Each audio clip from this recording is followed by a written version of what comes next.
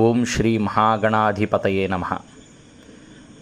మనకు ఎన్నో శుభాలను కలిగించే ఆ మహాగణపతి ప్రసన్నవదనంతో దర్శనమిస్తున్నప్పుడు ఆయన యొక్క నాభీస్థానం వద్ద ఒక సర్పము ఉండడాన్ని మనం చాలా సందర్భాల్లో గమనిస్తూ ఉంటాం. మరి ఈ సర్పము ఎందుకు గణపతికి నాభీస్థానమునందు ఉంటుంది అంటే, మనకు ఈ విశ్వంలో అనేక రకాలైనటువంటి ప్రపంచాలు, అనేక రకాలైనటువంటి లోకాలు ఉన్నాయి. అటువంటి లోకాలలో ఎన్నో మండలాలు ఉన్నాయి.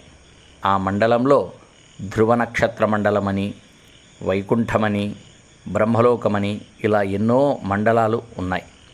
వాటిలో గణేశ మండలము అనేటువంటి ఒక మండలం కూడా ఉన్నది. ఆ మండలము కొన్ని నక్షత్రాల సమూహంగా ఏర్పడింది. మనం ఈ విశ్వంలో ఈ గణేశ మండలం ఉన్నటువంటి ప్రాంతంలో ఉన్న ఈ నక్షత్రాలన్నిటినీ ఒకసారి కలిపితే, అంటే ముగ్గుల చుక్కలు కలిపినట్లుగా ఒక ఆకృతి గీస్తే గణపతి మండలము అనేటువంటి ఒక ఆకృతి వస్తుంది. ఆ గణపతి మండలంకి మధ్య భాగమున ఆశ్లేష నక్షత్రము అనేటువంటి నక్షత్రము ఉంటుంది.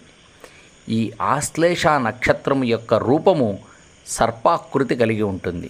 మనకు ఋగ్వేదంలో కూడా నమో అస్తు సర్పేభ్యో ఏకే చ పృథివీమనో ఏ అంతరిక్షే ఏ దివితేభ్య సర్పేభ్యో నమః, అంతరిక్షములో ఉన్నటువంటి సర్పాకృతిలో కలిగినటువంటి ఆశ్లేష నక్షత్రము ఆ గణేశ మండలము అనేటువంటి గణేశ లోకములో గణపతి యొక్క ఆకృతికి నాభీస్థానమునందు ఉంటుంది. కాబట్టి ఈ గణపతికి ఆ నాభీస్థానమున సర్పము ఉన్నట్లుగా మనకు గోచారమవుతుంది.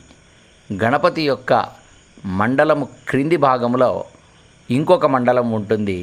ఆ మండలంలో ఉన్న నక్షత్రాల సముదాయాన్ని, అంటే అవుట్లైన్ని మనం గీస్తే ఆ రేఖలన్నిటినీ కలిపితే ఒక మూషికము యొక్క ఆకృతి వస్తుంది.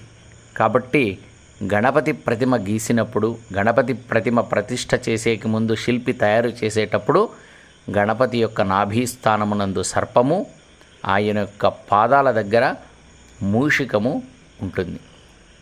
ఇంత గొప్ప విషయాలను మనకు మన యొక్క సనాతన ధర్మంలో, ఖగోళ శాస్త్రంలో ఉండడం మనమందరం గర్వించదగ్గ విషయం.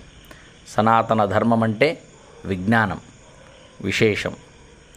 ఓం శ్రీ వల్లభగణనాథాయ నమః.